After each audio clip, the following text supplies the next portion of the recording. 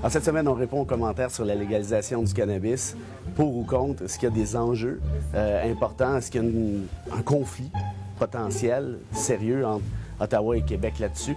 Effectivement. Puis est-ce qu'il y a des dangers, comme dit la ministre Charlebois, que les petits-enfants s'enfargent dans les plants de pot du voisin? On va voir ça dans un instant. Tout de suite. Alors aujourd'hui, on parle de la légalisation du cannabis.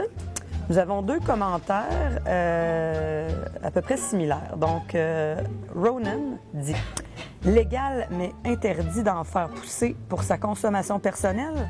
J'aimerais bien connaître les arguments qui nous mènent vers cette absurdité. Si c'est un monopole d'État comme la SAQ, dans ce cas-là, aussi bien interdire d'en faire son vin, de faire son vin et sa bière, il n'y a pas de différence après tout. » Et Danny qui dit « OK, mais est-ce qu'on pourrait en faire pousser chez le voisin? C'est pas clair. » Ben, ouais, bon. Si tu peux pas en faire pousser chez toi, j'ose croire que tu peux pas en faire pousser chez le voisin, première des choses. Deuxièmement, l'idée de ne pas en faire pousser, ça vient du projet de loi québécois. Hein, parce que dans le projet de loi fédéral, on permet à ce qu'il y ait, de mémoire, 4 plants d'une hauteur d'1 mètre maximum par domicile. Et là, ça va être un problème majeur parce qu'il y a un conflit de loi potentiel entre la loi fédérale et la loi québécoise, auquel cas la loi fédérale va l'emporter en vertu de la théorie de la prépondérance fédérale. Une fois qu'on a dit ça, pourquoi Québec refuse qu'on puisse faire pousser des plants à domicile? Bien, la ministre Charlebois a expliqué à tout le monde en parle que c'était dangereux du fait que les petits-enfants pouvaient s'enfarger dans le plant de pot et manger je ne sais quoi. Le je ne sais quoi, je vous le dis, c'est du pot. Si tu tombes dans le plant de pot, tu prends une bouchée, ça risque d'être du pot. Mais une fois qu'on a dit ça, est-ce que c'est réellement un danger, à part les explications de la ministre Charlebois? Franchement, j'en doute. Et de toute manière, ça va être le projet de loi fédéral qui risque ultimement d'avoir gain de cause si, évidemment, tout ça est adopté au final. Alors, nous avons Hervé. Je suis contre l'histoire de ne pas pouvoir conduire quand tu as fumé. J'ai pris des médicaments contre la douleur très longtemps, des opioïdes, et l'effet que j'avais quand j'ai lâché ça était 5 fois plus fort que la marijuana à cause de la constipation occasionnée par les effets secondaires. Mais il n'y a pas de dépistage pour les autres drogues illégales et légales, à part l'alcool. Chaque personne a une chimie différente.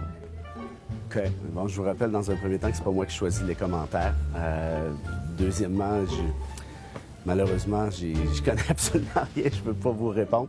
Je suis sensible à l'argument de la particularité médicale, si on peut appeler ça comme ça, mais c'est tout.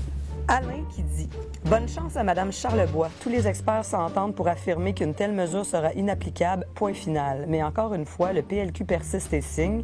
Il dit n'importe quoi, signe n'importe quoi. Et vogue la galère d'un gang désorganisé, déshumanisé et complètement sourd et aveugle aux vraies réalités de la population. » Oui, le jugement est un peu dur. Hein. Je ne sais pas si la réalité de la population, c'est nécessairement faire pousser des plants à domicile.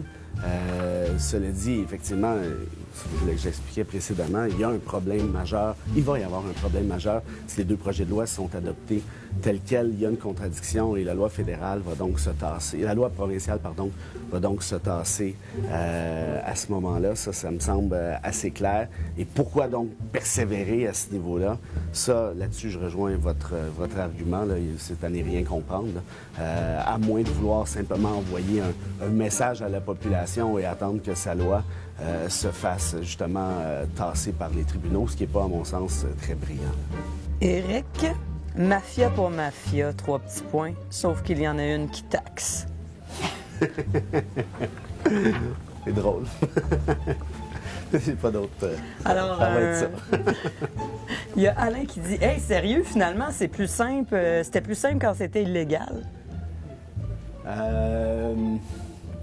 Bien, c'est sûr que quand tu réglementes un secteur comme celui-là, là, c'est délicat. Puis bon, il y a des questions de santé publique aussi. Puis il y a des règles assez pointues. Ça, c'est évident que, par définition, ça devient un petit peu plus complexe.